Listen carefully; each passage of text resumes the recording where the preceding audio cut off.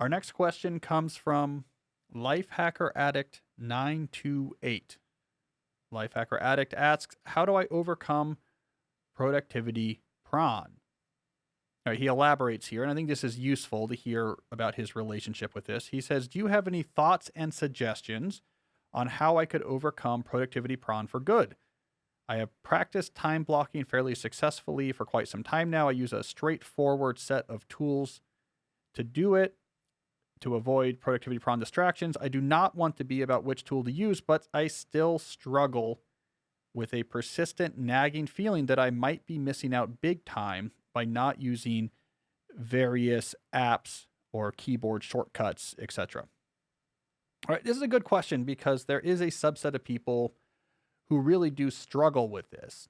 The core claim of Productivity Pr0n, which, by the way, if you want to find out more about, I wrote an article called The Rise and Fall of Getting Things Done.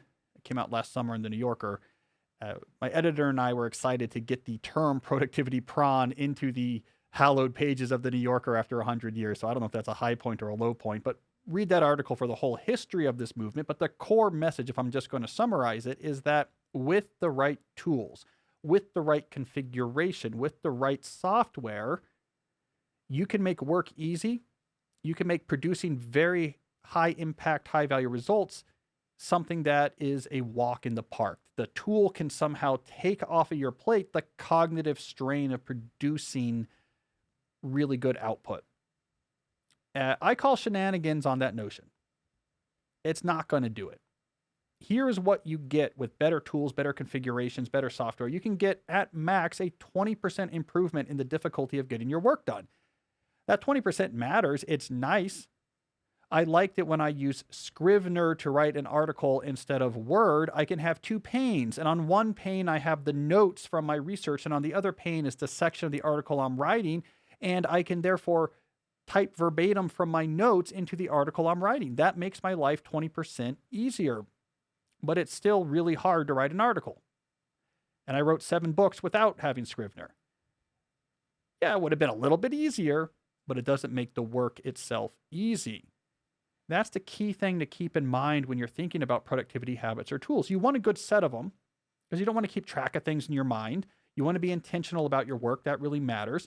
You want to get rid of friction you don't need, but don't sell yourself on the image that the tools itself is going to make hard work not hard. Nothing can do that for you. Hard work in the end is going to be hard. Now, Productivity Pr0n hit its peak in the first decade of the 2000s, but there is a particular thread of it that I think has come back in recent years. It's something I've been talking about a lot on this show, which is overpromising about what a note-taking system called Zettelkasten can actually offer. So there's this really interesting approach to note-taking that I've talked about on this show. If you look at my interview with Srini Rao from a couple months ago, we got into it. And it's a really interesting way of taking notes where you link your notes with links like you would web pages. You create a conceptual map of different ideas. A perfectly fine way to take notes. I'm messing around with it myself. There is, however, an extreme view of what is possible of Zettelkasten that is brewing out there, where the actual art of having original creative thoughts is being offloaded according to the scheme to the note-taking system itself. There's an extreme version of this out there where people think that if you're just creating notes and making good links, eventually you will be able to survey those links, to surf or navigate those links and have really original creative connections come up, and you'll have really brilliant thoughts, and a book or an article will just fall out of your complex web of notes. And I just don't think that's going to happen. I've been writing books and articles my entire adult life, and there really is no shortcut to this very human and very cognitively demanding task of thinking and sorting through all this stuff these expert schemas you have in your mind for what articles are, all these hundreds or thousands of articles you've read in your life, and slowly trying to accrete something that could actually work as a piece. That's never going to just fall out as a side effect of you using a software tool properly. So I give that example just to emphasize that the Productivity Pr0n mindset is still out there. So Lifehacker Addict, care about your tools.